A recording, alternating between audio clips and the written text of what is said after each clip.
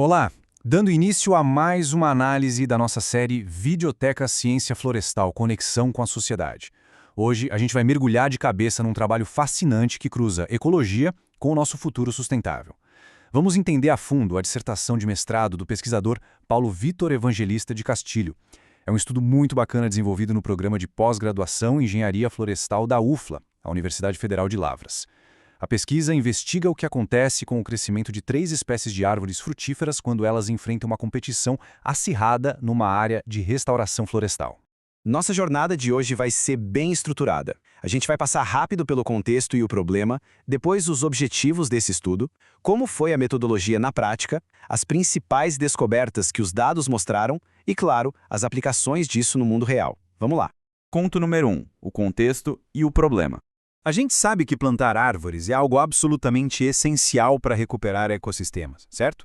Mas aí surge um detalhe super instigante. Por que algumas espécies, mesmo quando são plantadas com o maior cuidado numa área de restauração, simplesmente não conseguem produzir frutos? Bom, a resposta não é tão óbvia.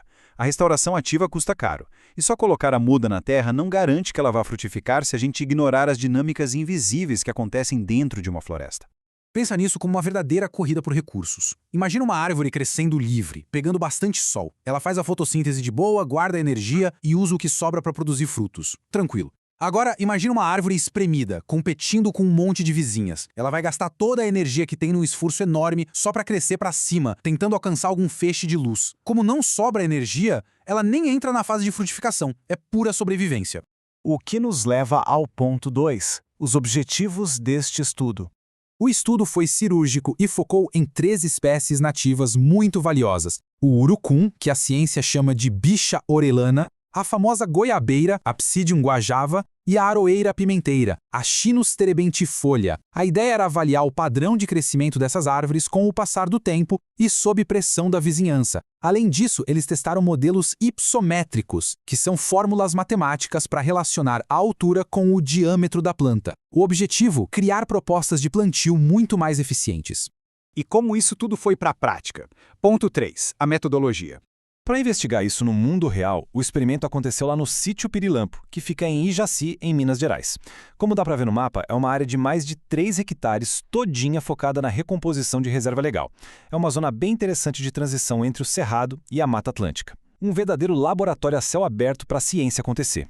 E o trabalho de campo foi intenso, viu? Foram 5 anos ininterruptos de monitoramento. Primeiro, eles plantaram 41 espécies diferentes de árvores para recriar essa biodiversidade. Depois, a equipe foi medindo de forma constante o diâmetro, a altura do peito, o famoso DAP e a altura de cada árvore. E o passo fundamental, eles analisaram como o fechamento do dossel, as copas das árvores, reduzia a luz que entrava na floresta ao longo do tempo.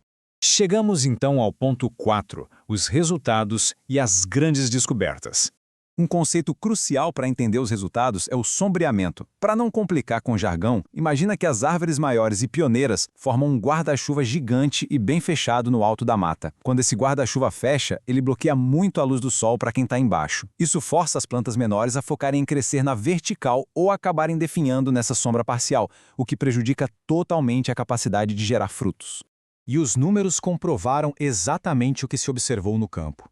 Os dados revelaram uma ligação muito forte entre a falta de crescimento e os índices de competição, conhecidos academicamente como BAU e IGH.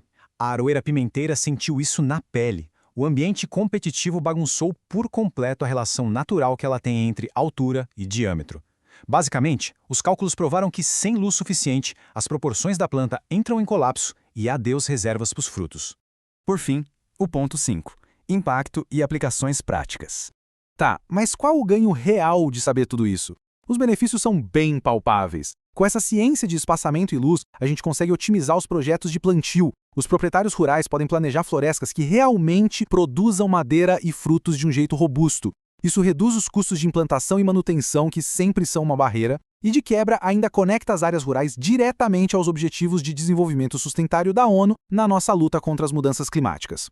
No final das contas, esse trabalho mostra que entender cada detalhezinho ecológico não só reconstrói a nossa biodiversidade de maneira muito mais eficiente, como também ajuda a economia e protege o amanhã.